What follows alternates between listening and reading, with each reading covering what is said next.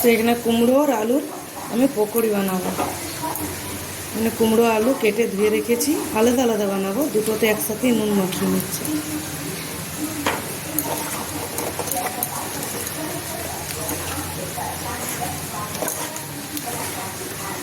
বৃষ্টির মধ্যে কিন্তু বেগুনি, পকোড়ি, আলু চপ, তেলে ভাজা যে কোনো জিনিস খেতে খুবই ভালো লাগে।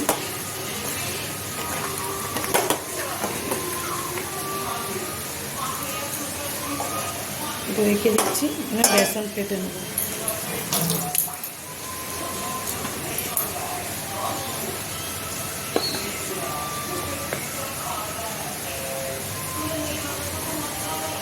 চার চামচের মতন আমি বেসন নিয়ে নেব।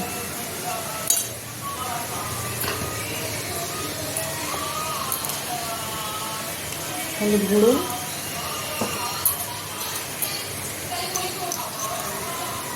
কালারের জন্য কাশ্মীর লঙ্কার গুঁড়ো দিলাম,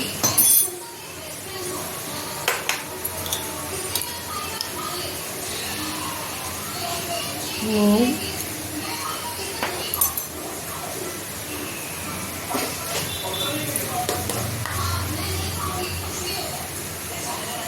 একটু কালো জিরা,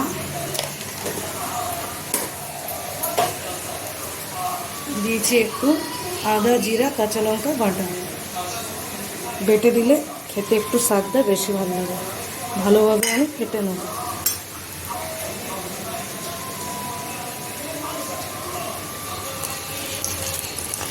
একটু একটু জল দিয়ে দিয়ে ফেটে নেব।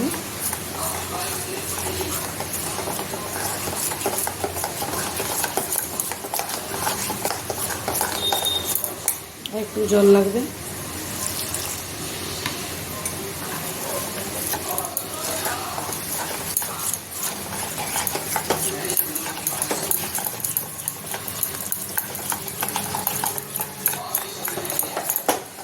বাটিটা এইভাবে ধরে খুব ভালোভাবে ফেটে নিতে হবে।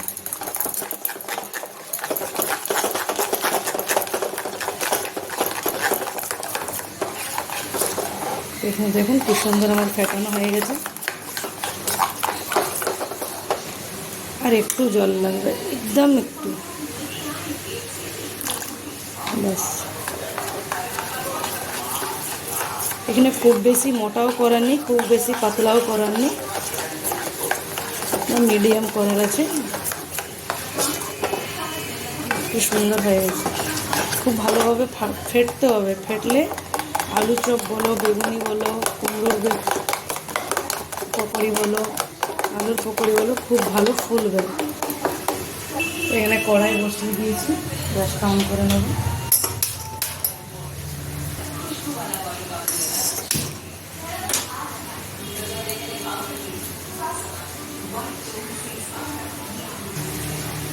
কড়াটা গরম হয়ে গেছে, দিয়ে দিচ্ছি রিফাইন তেল।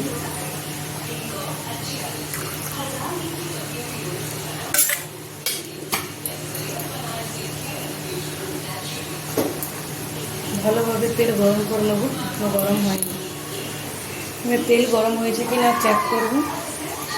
একটু বেসন নিয়ে দিয়ে দেবো। এখানে তেল পুরো গরম হয়ে গেছে ভালোভাবে।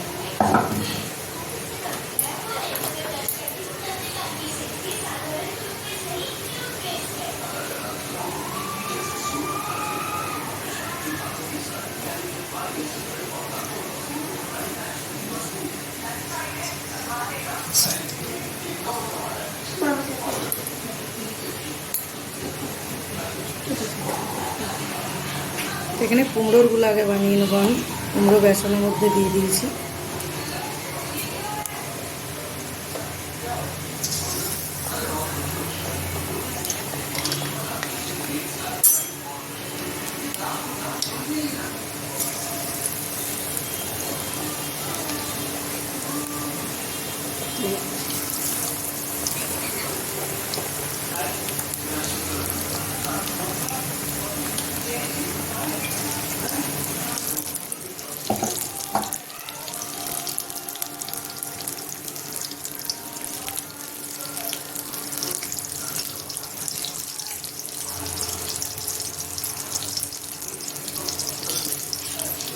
দেখুন কি সুন্দর ফুলেছে।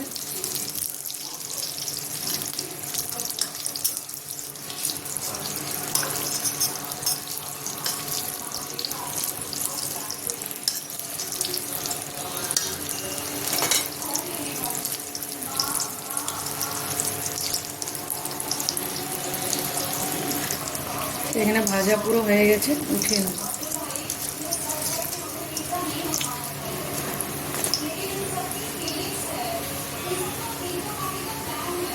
তো দেখুন কি সুন্দর ভাজা হয়েছে। ভালো করে তেলটা ঝরিয়ে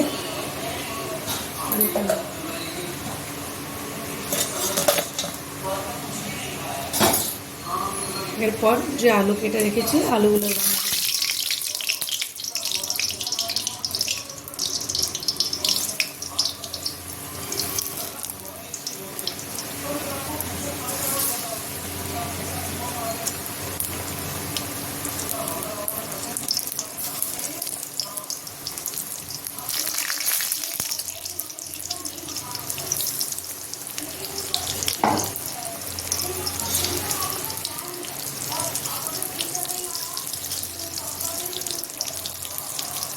এখানে আমি খাওয়া সোডা কিন্তু ব্যবহার করিনি, বিনা খাওয়া সোডাতে এত ফুলছে।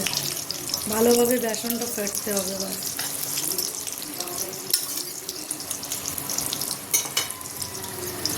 আলুগুলো দেখো খুব সুন্দর ফুলেছে, ভাজা হয়ে গেছে, উঠিয়ে নেব।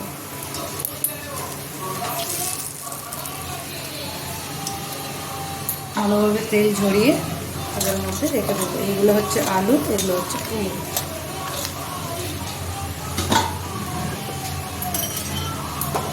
কতগুলো আলু আছে করে নেব।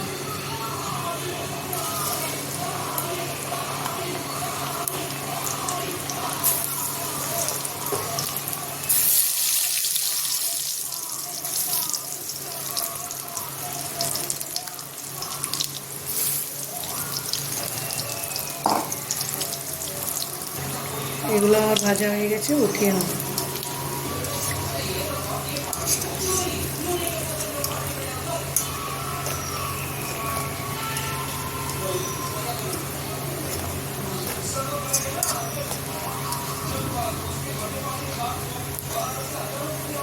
গ্যাসটা বন্ধ করে দিলাম।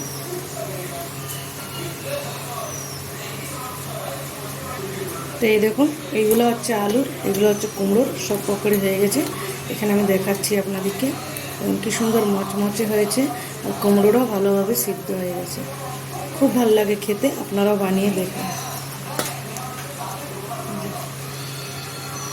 দেখুন এটা আলু, ভিতরে দেখো লেয়ারটা কি সুন্দর হয়েছে। দেখুন এইভাবে পকোড়ি বানিয়ে খেয়ে দেখবে আর আমাকে জানাবেন কেমন হয়েছে। ভালো থাকবেন, সুস্থ থাকবেন।